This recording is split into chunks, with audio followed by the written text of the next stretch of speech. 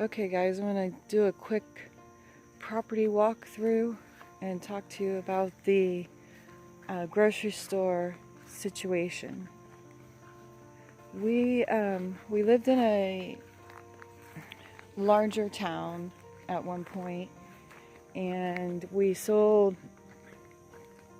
everything and downsized.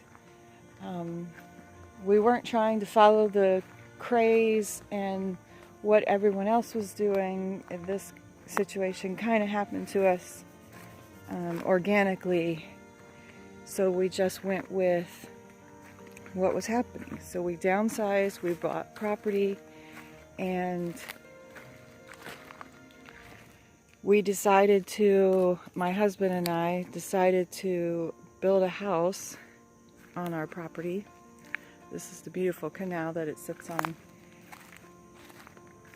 And we're trying to slowly but surely clear it and begin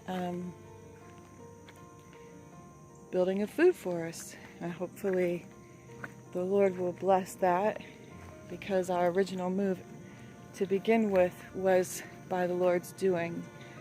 So I wanted to talk to you about the grocery stores looking very thin and almost very extremely bare. And notice that it's been happening for like the last month. Yesterday I had a birthday party to go to, and it was about 45 minutes south of here in a much larger city, and that Wal-Mart and Aldi's was very similar. It was sparse. The foods that we would normally eat weren't there. The foods that were there, you had to choose from if you may or may not like it. I've always been prepper minded, but based off of our situation that is going on, we haven't really focused on being a prepper per se. We kind of have a little bit, like we went into this property, we had our well dug. We installed had a hand pump installed into the well, because when we're possibly without electricity, we still want to have the ability to get water without having to use a generator. So there's that. We're not hooked up to city water or anything like that. We have begun setting up a food forest, but of course that's obviously not totally ready to harvest and actually live off of.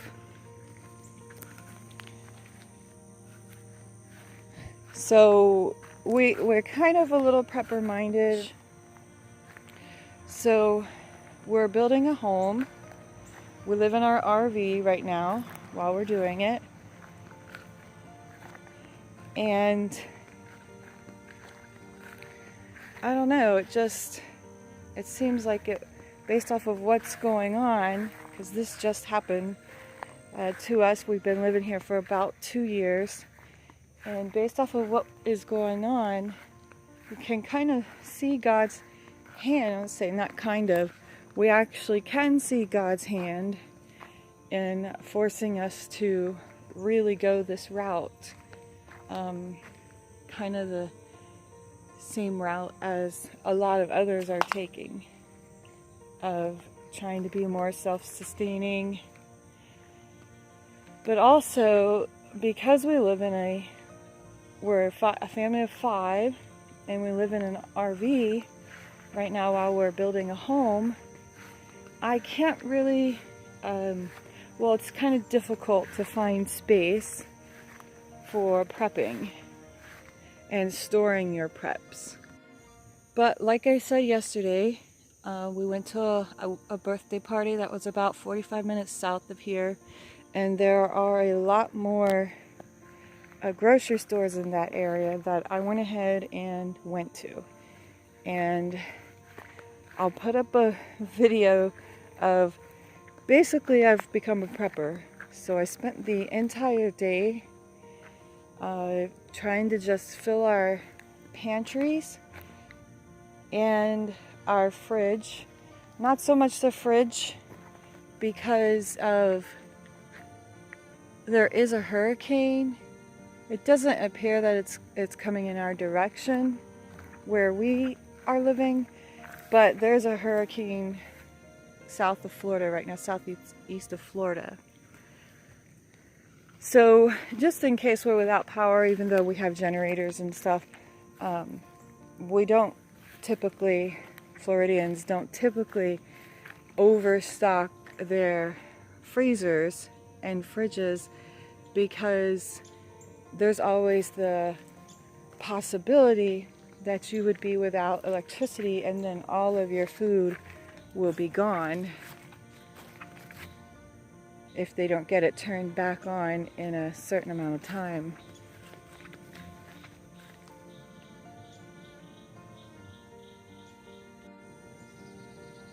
So my version of prepping was, because of the lack of space, but the more abundance of land, I started prepping in a different way of planting as many fruit trees as I could. And then, because we're in Florida, it's around today to tomorrow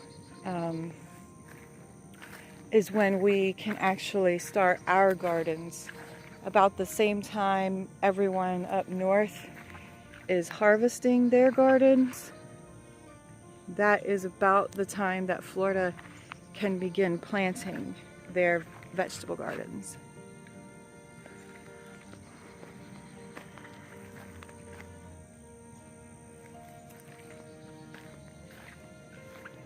So I know that these trees won't produce, they have produced some fruit, but I know that they won't produce enough food to feed our family, probably for at least 3 to 5 years, hopefully not longer than that.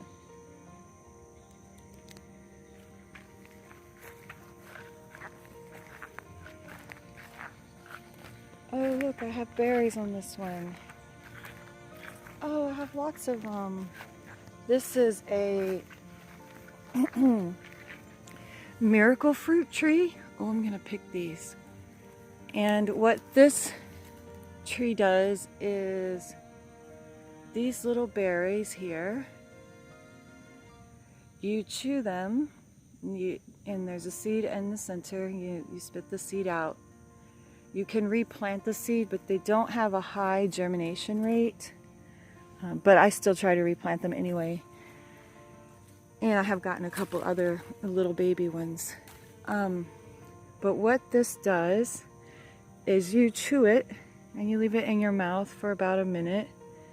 And then while the juice is coating your tongue, and then you swallow it, and then you can eat a lemon or a lime or anything else that is bitter or horrible tasting, and it will taste extremely sweet.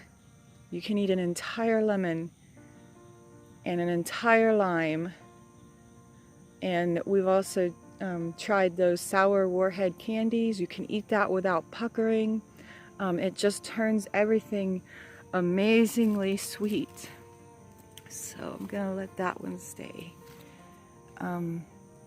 But yeah, so the trees, the kind of food forest you plant in Florida also will look a lot different than the trees you plant up north, because obviously we're in a different climate, and a lot of the northerner trees of your fruits won't grow here. So like this is a carambola tree right here. It's a star fruit, and it has got a couple of little baby star fruits on it that are not ready. But I'm from up north, I moved here 20 years ago, and I had never tasted a star fruit before. I tasted one because I knew I was going to have to grow this type of tree in our food forest. So I tasted one. Here's another little baby. And it was so yummy. So I was thankful that it was yummy. And the same thing with like the miracle berries. That's not necessarily a tree that's going to feed your family, but you know that it's still a tree that grows here, and those miracle berries sometimes sell for like $1 a berry because there are people with medical conditions, cancer and such, to where their taste buds or their mouth, it tastes more of a metallic-y. It causes them not to want to eat food. So they'll eat a miracle berry, and then they can eat all of the food they need without feeling sick.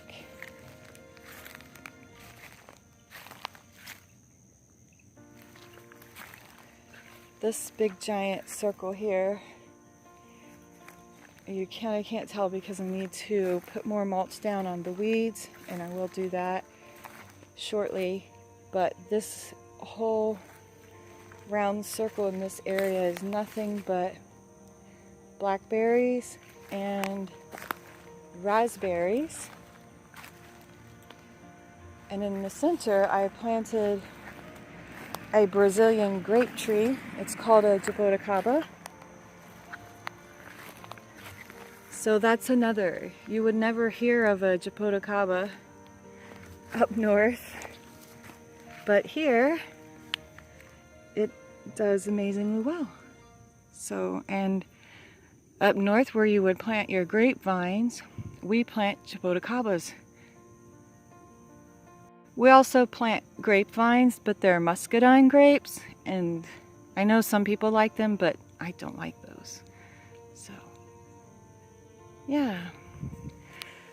So I have kind of always been, there's our well house, kind of always been prepper minded, and I've always agreed with what preppers do. It's always good to be prepared.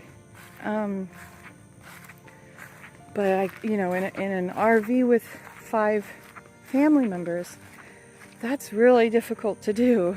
This is where our house is actually going to be. I'll list all those trees that I showed you on the screen. My next video right after this, I'm going to send everyone pictures of my before and after. Before and after. Before,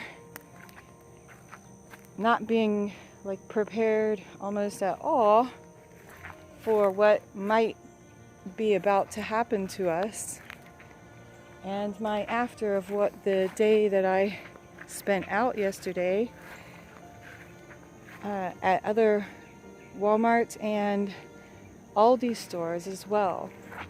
I have 2 of these big giant pots. This is a Peruvian ground apple, otherwise known as a yacon. And what it is a sweet apple, kind of looks like a sweet potato, but it tastes like an apple and has a texture of an apple, and it grows under the ground like a potato or sweet potato. This is my sweet potatoes.